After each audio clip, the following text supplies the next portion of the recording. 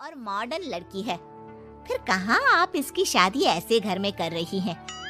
अरे लड़का सरकारी नौकरी करता है, इंजीनियर है, खूब कमाता है, खूब मेहनत की है लड़के ने इस नौकरी के लिए। अर्पिता भी राकेश को पसंद नहीं करती थी, लेकिन पिता ने हाँ कर दिया तो शादी के लिए मन मारकर तैयारी कर रही थी। हाँ माँ, चाची ठीक ही तो कह रही हैं। पता है मेरी सहेलियों के पति कितने मॉडर्न हैं। अरे देख बेटा, तू मॉडर्न है ना, वो पढ़ने लिखने वाला गांव का होनहार लड़का है, तू जैसा रखेगी रहेगा। अब तक कोई उसकी केयर करने वाला नहीं था, है तो सिर्फ एक भाई भाभी, और माँ पिता तो गांव में ही रहते हैं। अर्पिता का मुंह बन जाता है। वो पिता के फोन से राकेश का नंबर लेकर उसे मिलने के लिए बुलाती है। आज तो मैं उसे साफ साफ मना कर दूंगी, मुझे नहीं करनी शादी। शक्ल देखी है, ना कपड़े पहनने का तरीका है ना बोलने का। अर्पिता राकेश से मिलने जाती है। अब क्या हो गया, आपने मुझे अर्जेंट मिलने को बुलाया, सब ठीक तो है ना?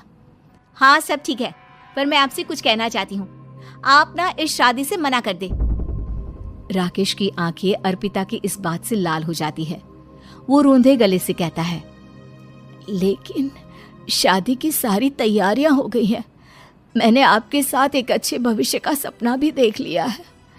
ऐसा मत करिए प्लीज। माँ पिता के अलावा मैंने किसी को दिल से अपना माना है तो वो आप ही है। देखिए, मुझे आपसे कोई समस्या नहीं है, लेकिन आप मेरे जैसे नहीं हैं। मैं मॉडर्न लड़की और आप। मैं आपसे वादा करता हूँ, जब तक आपके लायक नहीं बन जाता मैं कभी आपसे बीवी का हक नहीं मांगूंगा। अर्पिता राकेश का प्यार देखकर पिघल जाती है और शादी के लिए हाँ कर देती है। दोनों की शादी हो जाती है, लेकिन शादी के बाद राकेश की भाभी, जो कि पूरी की पूरी देहाती थी। ए राकेश, उठ, जब पानी भर कर ला और तेरी बीवी को बोल के चूल्हा लगा दिया है, रोटी बना ले। क्या है ये सब? और तुम्हारी भाभी इस तरह चिल्ला क्यों रही है? क्या करूं, भाभी ही खाना बनाती है और मुझे पढ़ने के लिए इस घर में रखा, तो मैं घर का सारा काम कर देता हूँ।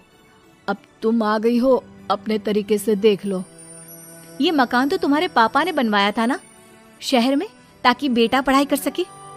हाँ, पर भाभी ही पूरे घर में रहती है।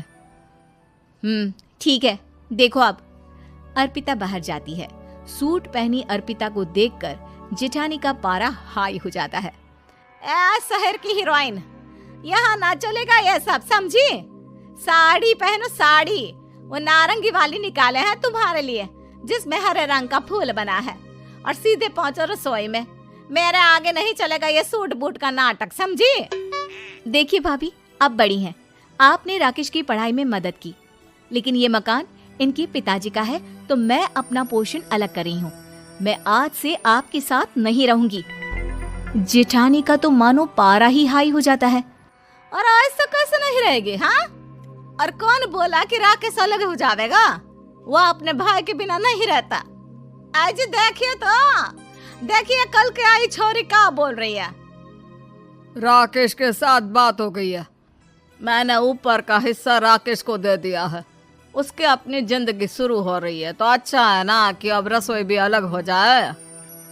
अर्पिता राकेश की ओर फक्र से देखती है कि उसने अर्पिता के लिए स्टैंड लिया। अर्पिता बाजार में जाकर सारा रसोई का सामान ले आती है। पिता के दिए सामान से घर सजाती है और अपने तरीके से पूरे घर की सजावट करती है। शाम को राकेश ऑफिस से आता है। कुर्ता पैजामे में राकेश को देखकर, अरे ये क्या पहना है? भाभी सिलती है ना कुर्ता, मैं सारी कमाई भाभी को ही दे देता हूँ। लेकिन अब ना बीबी को देना होगा, क्योंकि भैया भी अच्छी नौकरी करते हैं। भाभी अपने पति का पैसा संभालें और मैं अपने पति का पैसा संभालूंगी। तभी भाभी आ जाती है। अरे देखो, बहुत हो गया। हाँ, अलग रहने तक तो ठीक था, लेकिन पैसा हम एक फूटी कौड़ी नहीं देंगे। बचपन से तुम्हारे पति को हमने पाला है, उसका हिसाब दो। अच्छा, हिसाब चाहिए? कितना पढ़ी हैं आप जो आपको हिसाब चाहिए? बड़े भाई हैं उनकी, जिन्होंने उन्हें पढ़ाया लिखाया, वो हिसाब मांगेंगे तो जरूर दे दूंगी भाभी। अरे देख, हाँ, अगर तूने पढ़ाई की है तो मैं भी अंगूठा छापना हूँ। अरे 5 की क्लास तक पूरी पढ़ाई की है, समझे? वैसे भी कल इन लोगों के माँ बाबूजी आ रहे हैं गाँव से, वही लोग ठिकाने लगाएंगे तुझे। अगले दिन सास ससुर आते हैं, दोनों बहुत ही सीधे लोग। अच्छा किया जो ऊपर के हिस्से में राकेश की गृहस्थी लगा दी। अब दोनों बेटे अपना अपना देख ले। छोटी बहू कहाँ है? अरे बहुत ही चालाक है माँ जी, ऐसी जबान चलाती है जैसे दर्जी कैंची चलाता है। वैसे बहू तुम भी कम नहीं थी। और सुनाओ। तभी छोटी बहू सास ससुर के पैर छूकर उन लोगों को चाय और नाश्ता देती है।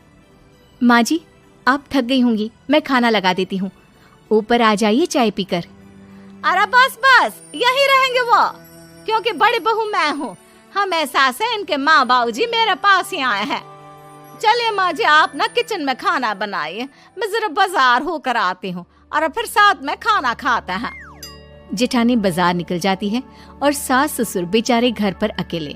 फिर दोपहर को, माँ जी मैंने आप सभी के लिए खाना बनाया है। माना मैं छोटी हूँ, लेकिन अच्छा लगेगा अगर आप लोग मेरे साथ रहें। वैसे भी यहाँ है कौन बेटा, चलो ऊपर राकेश के पास ही चलते हैं। सास ससुर दोपहर का खाना खाकर वहीं आराम करने लगते हैं कि जेठानी आ जाती है। अरे वाह, ये तो वही बात हुई ना, कल की आई को पूरा परिवार और हम अकेले के अकेले। भाभी देखिए, परिवार में प्यार से रहा जाता है, ना कि चालाकी से। अम्मा खाना कैसे बनाती, पहले ही गांव से थक कर आई हैं। हाय रे दया, तो मैं का बाजार से ऐस करके आ रही हूँ।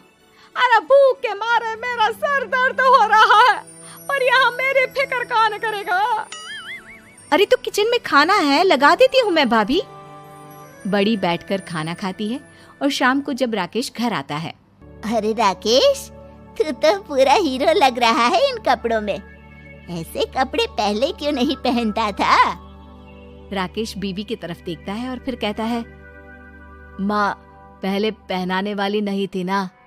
हाँ हाँ, और हम जो हाथ से सिल सिल कर कुर्ता पहनाते थे उसका का? अरे तुम्हारे भैया तो आज भी पहन रहे हैं। तभी अर्पिता सास के लिए कपड़े और ससुर के लिए शर्ट पैंट ला कर देती है। उन लोगों को फ्रिज से ठंडा पानी और टीवी में फिल्म दिखाती है। अरे कब से इनको बोल रहे हैं कि फ्रिज वाले आओ, लेकिन ये है कि मानत ही ना है। बहू अब तो तुम ही समझाओ ससुर जी को।